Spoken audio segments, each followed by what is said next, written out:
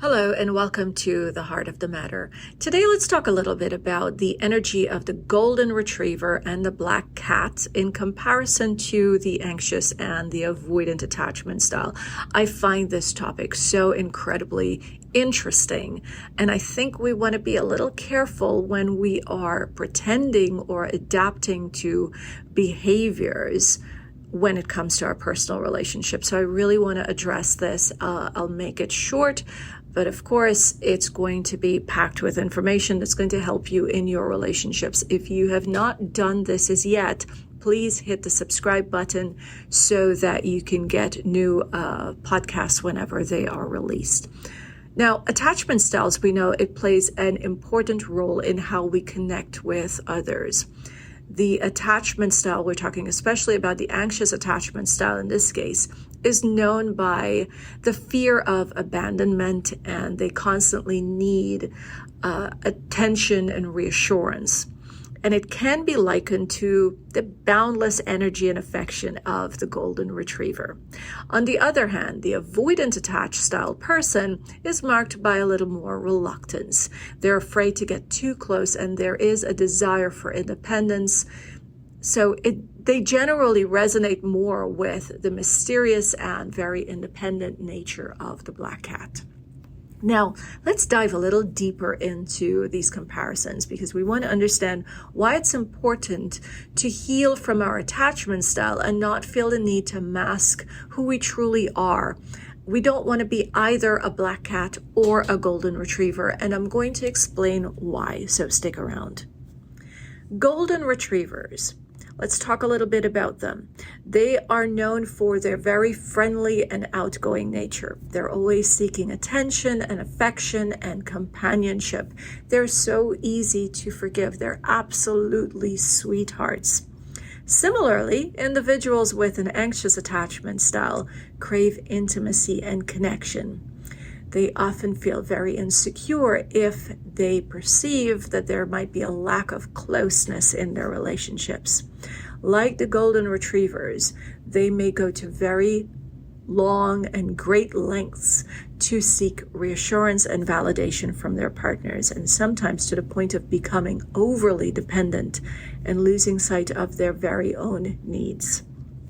Now, on the flip side, black cats are often associated with independence, a little bit of mystery, and a hint of aloofness. And we know that those with an avoidant attachment style may share similar traits, preferring to maintain emotional distance. They're self-reliant in their relationships. And like the black cats, they may retreat when they feel overwhelmed or suffocated by closeness.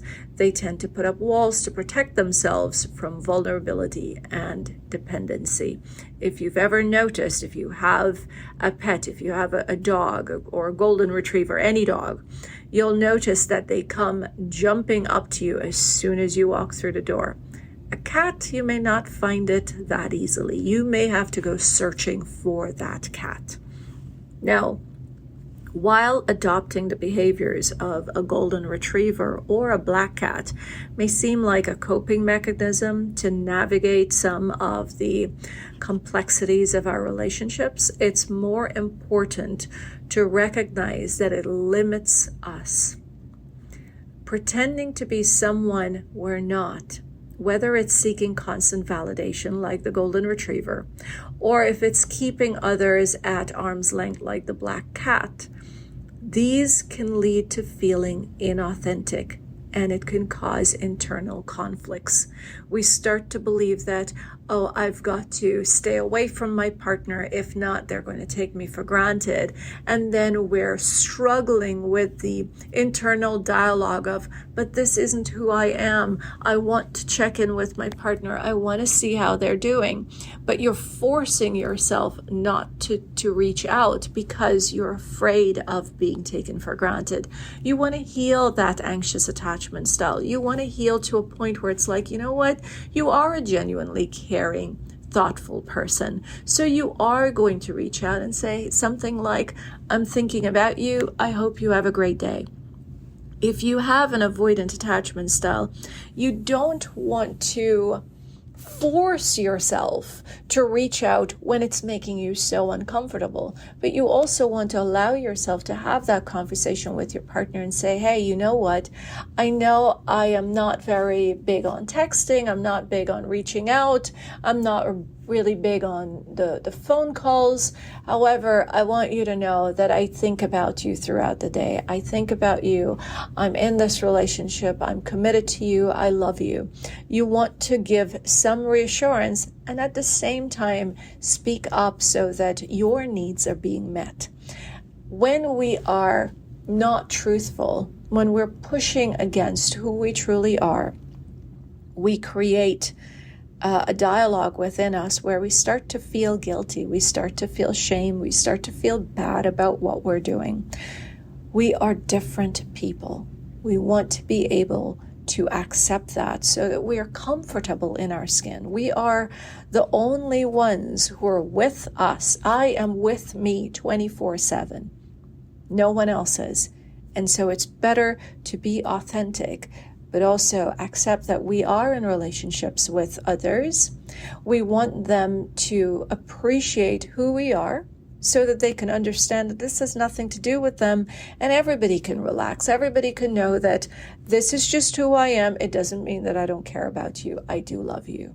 So it's so important that we heal our attachment style, because healing from the anxious and avoidant attachment style will help us to acknowledge all of the underlying issues that we have, all of the underlying insecurities and fears that fuels these patterns of behavior, the patterns of staying away, of pushing back, of building up the walls like the black cat, or always being in there, always rushing in, always being present, always needing that validation from a partner. So we really want to heal the anxious and avoidant attachment styles so that we can show up, be our authentic selves, and build secure attachments, which are there. These are the things that will allow us to be vulnerable and connected.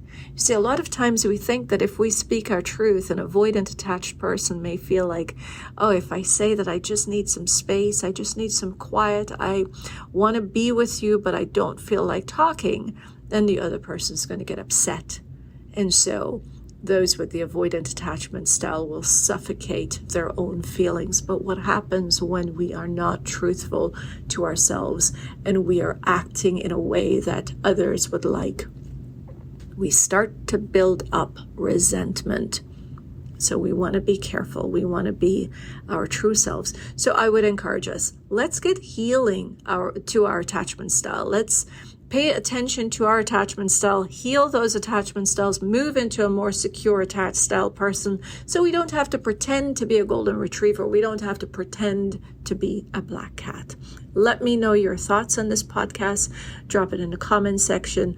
Feel free to send me an email. You can also follow me on all the social media platforms for similar content. Until next time, I'm your host, Annalisa Bahadur.